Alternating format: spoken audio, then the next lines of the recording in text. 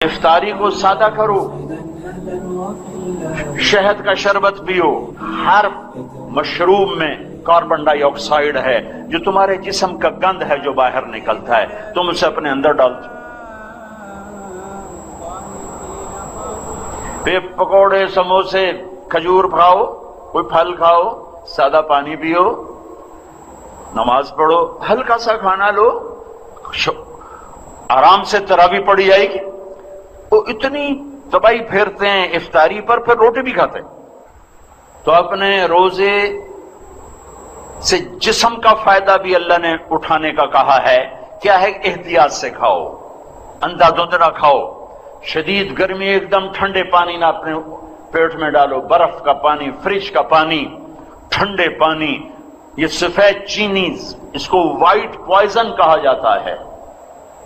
ساری دنیا میں دیسی چینی زیادہ مہنگی ہے اور یہ سستی ہے، یہ تمہارے جسم کا زہر ہے۔ یہ اپنے نبی کی سیرت پڑھو، میرے نبی کھانا کیسے کھاتے تھے تو تمہیں اندازہ ہوگا کہ میرے نبی نے زندگی کیسے گزاری۔ صحت کے میں نے ایک ڈاکٹر کو چارٹ بتایا طب نبوی میں سے کہ یہ میرے نبی کا چارٹ ہے، اس کے ساتھ یہ کھاتے تھے، اس کے ساتھ یہ نہیں کھاتے تھے، مجھے اب یاد نہیں ہے، کبھی لمبا چوڑا تھا۔ وہ ڈاکٹر سے کہنے لگا جو آدمی اس چارٹ پہ عمل کرے، کوئی تقدیروں ہرے ہوئے تو ہرے ہوئے بیمار نہیں ہو سکتا۔ کوئی اوپر سے آزمائش آ جائے تو الگ بات ہے، یہ چارٹ پہ چلنے والا بیمار نہیں ہو سکتا۔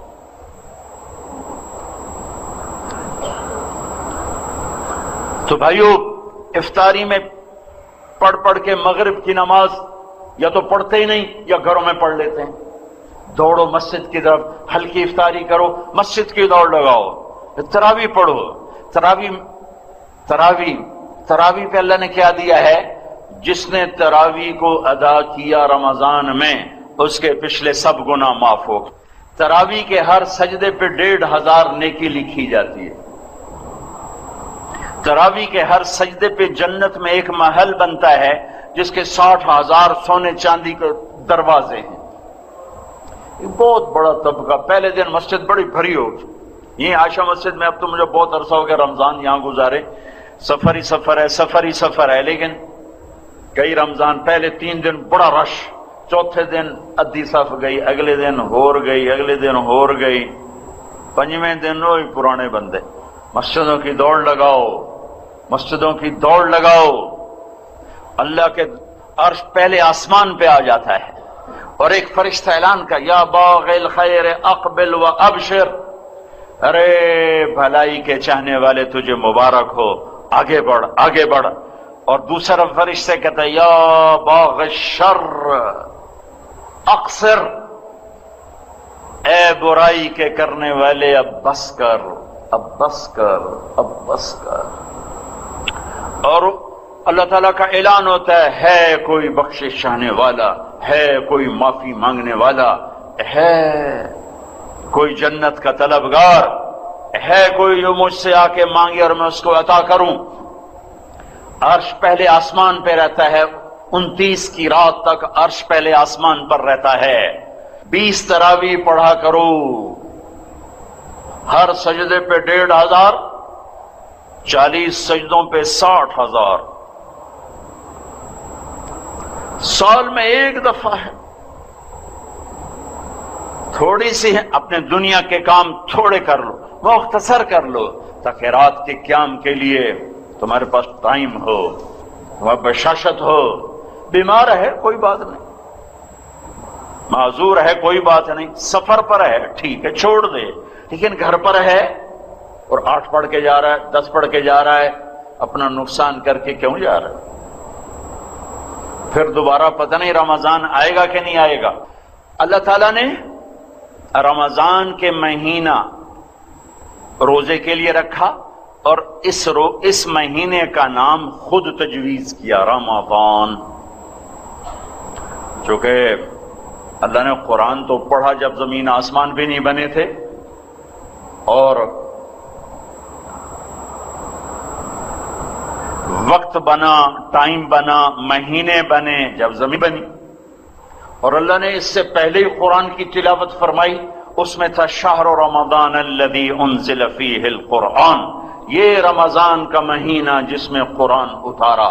سارا آسمانی علم رمضان میں آیا ہے۔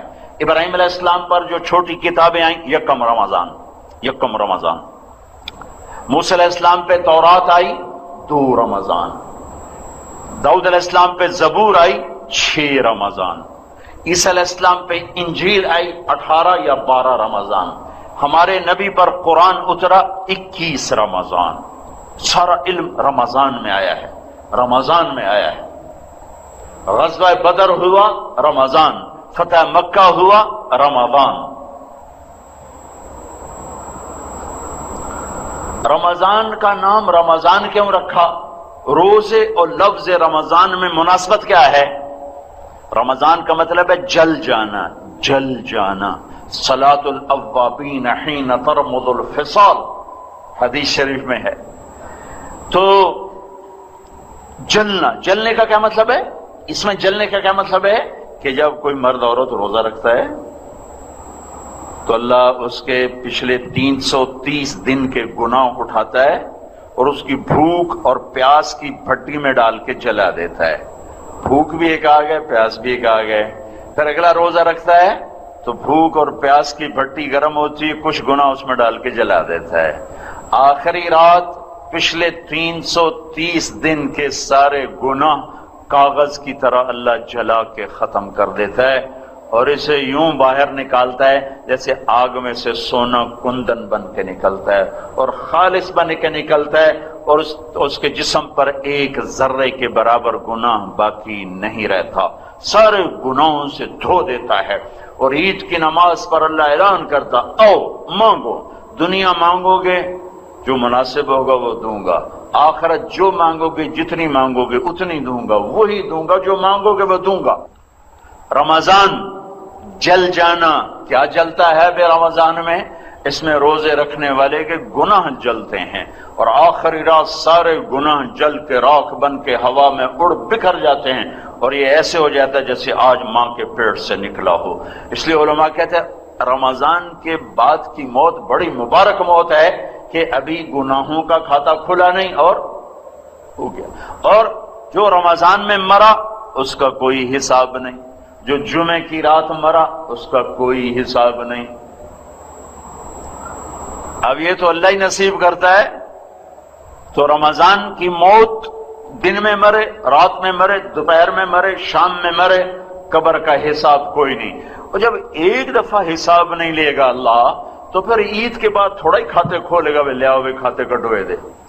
پھر اس میں اعتکاف ہے آخری عشرے میں، ماشاءاللہ مسجدیں اب آباد ہوتی ہیں، اللہ کا شکر ہے، بہت اعتکاف میں بیٹھتے ہیں، ماشاءاللہ جوان بہت ہوتے ہیں، مسائل سیکھے بغیر بیٹھ جاتے ہیں۔ جب آپ میں سے کوئی بھائی اعتکاف میں بیٹھنا چاہے تو پہلے علماء سے اس کی شرائط پوچھ لے تاکہ 10 دن کی محنت ضائع نہ ہو جائے، اور جب وہ ٹوٹ جاتا ہے تو پھر وہ برکتیں ختم ہو جاتی ہیں۔ تو جو بھائی اعتکاف میں بیٹھے پہلے ضرور کسی اچھے عالم سے اعتکاف کے مسائل پوچھ لے تاکہ اس کو اپنی محنت کا صلہ تو ملے۔ صدقہ فطر، روزوں کا صدقہ، یہ ہمارے عام طور پر گندم کے حساب سے دیا جاتا ہے، جو کوئی آج کل 80 روپے 100 روپے بنتا ہے، لیکن ہمارے نبی صدقہ فطر دیا کرتے تھے یا کھجور کا یا کشمش کا۔ جو اب میں صاحب وسعت مالدار لوگ ہیں وہ کشمش کا 3 کلو پوچھو بازار میں کیا ہے اس کے مطابق صدقہ فطر دو تو تقریباً ایک آدمی کا 600 700 1000 روپے تک چلا جائے گا، اور ویسے ایک آدمی کا 100 روپے بنتا ہے یا 80 روپے بنتا ہے۔ اگر اس سے کم آنا چاہتے ہو تو کھجور پہ آ جاؤ، کھجور کے 3 کلو لوگے تو وہ بھی 300-400 ہو جائے گا، لیکن گندم سب سے سستا بنتا ہے۔